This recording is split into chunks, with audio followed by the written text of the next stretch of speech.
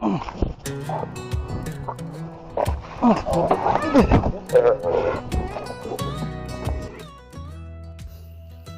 up mga ka-livestock? Today, I will let you experience kung ano yung first person point of view kapag nanghuli ako or I'm lassoing a cattle. So yung case natin dito ngayon ay may isang farmer na lumapit sa atin at nagpapatulong kasi yung baka niya ay na-break away or on the loose. Matagal-tagal na rin mga ka-livestock na nakawala yung baka niya kasi naputol yung tali.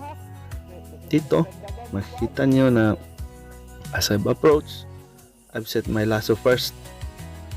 Problema kasi sa bukid to mga ka-livestock, pag may isang baka na nakawala o walang tali kasi kinakain yung mga pananim at also hindi sila ma-handle.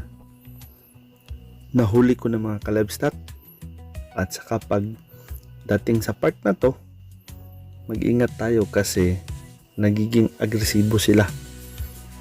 Don't do this without proper training.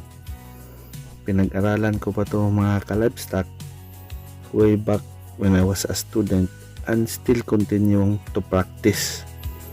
Pag na loop na natin o nalason na natin, yung approach natin ay always keep the cattle in front of you. Kasi pag lumibot tong mga cattle na to o inikutan ka, dito na yung disgrasya. So always keep the cattle in front of you.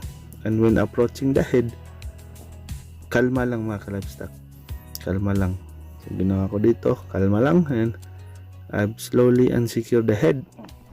Pag na-secure na yung head, isiguro na nakakahinga yung baka at saka doon na tayo magbigay ng mga treatments or ito, deworming at saka vitamins. Huwag kayong magkumpiyansa mga ka-livestock kasi pag nagkumpiyansa kayo na feel ng baka na lumuwag, ito nangyayari, munti ka na akong matumba. So dito, proper restraining is the key and proper training is the foundation. So, I took it up a notch para walang disgrasya at saka ng vitamins na. And for the another point of view, ito, shoutout nga pala kay Sir Larry sa pag-video. So ito yun mga ka-livestock, kailangan natin ang proper restraining and handling to further facilitate yung pag-alaga natin sa mga livestock natin, lalo na yung mga baka.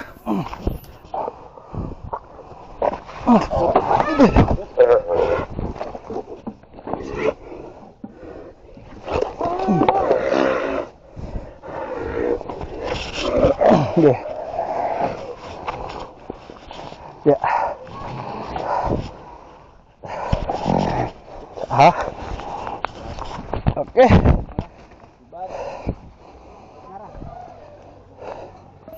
Salamat mga ka-livestock. Like, share, and subscribe. And as always, glory to God.